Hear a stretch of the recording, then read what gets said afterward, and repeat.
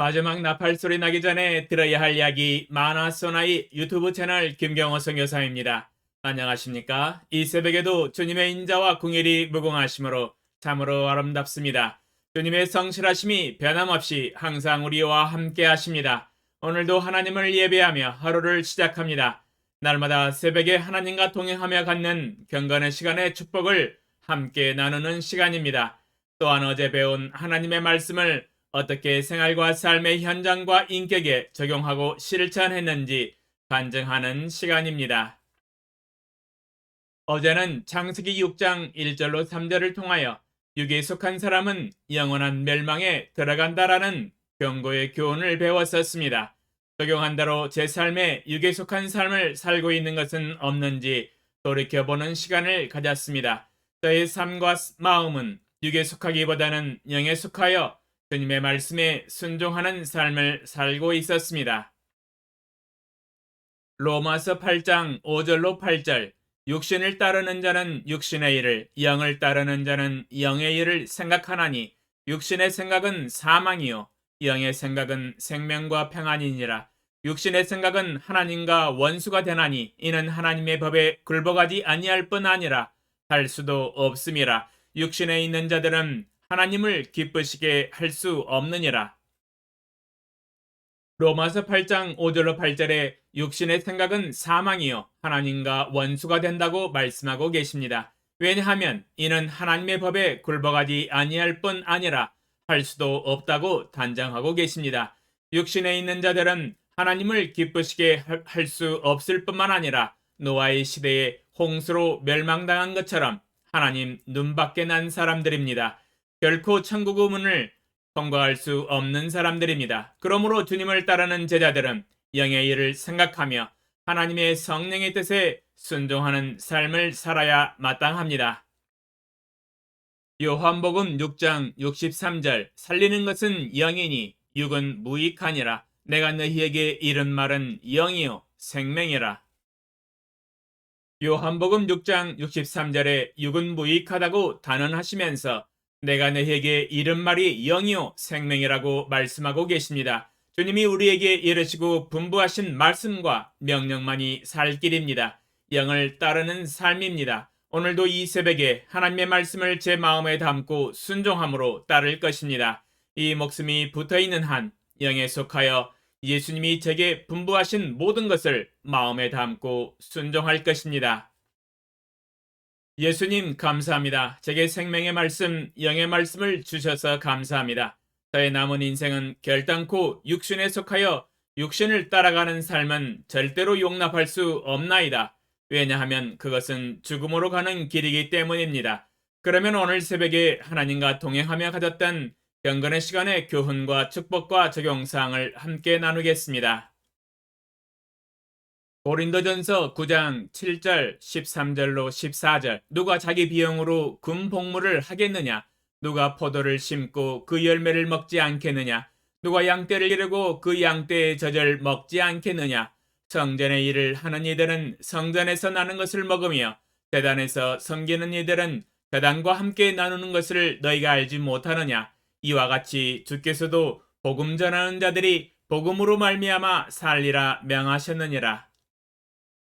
주제, 양떼의 젖을 먹을 자격이 있는 선한 목자. 묵상 내용, 하나님께서는 성전에서 일하는 제사장과 레위인들이 하나님으로 기업을 삼고 성전에서 나오는 것으로 먹을 수 있도록 하셨습니다. 신명기 14장 28절로 29절 매 3년 끝에 그해 소산의 10분의 1을 다 내어 내 성읍에 저축하여 너희 중에 분깃이나 기업이 없는 레위인과 내 성 중에 거류하는 객과 및 고아와 과부들이 와서 먹고 배부르게 하라. 그리하면 내 하나님 여호와께서 내 손으로 하는 범사에 내게 복을 주시리라. 신명기 14장 28절로 29절에 성전에서 일하는 레위인들은 이스라엘 땅에서 땅으로 기업을 얻지 못하고 여호와 하나님이 기업이 되셨으며 성전에서 나오는 소산의 10분의 1로 양식을 삼게 하셨습니다. 하나님의 백성을 인도하는 제사장과 성전과 제단을 섬기는 레위인은 성전과 제단에서 나오는 것으로 먹는 것이 마땅한 몫이요, 분깃이요, 기업이었습니다. 제사장은 하나님의 백성의 양떼를 인도하고 먹이는 하나님께서 세우신 일꾼입니다. 선한 목자로서의 책무를 가졌습니다. 하나님 백성의 양떼를 인도하여 하나님 말씀의 푸른 초장으로 인도해야 합니다.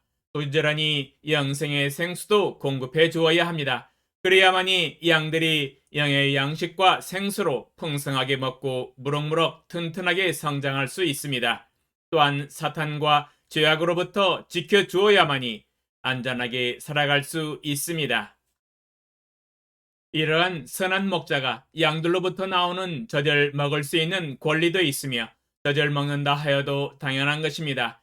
양에서 나오는 젖을 먹을 수 있는 자격이 충분한 충성된 목자요 선한 목자이기 때문입니다.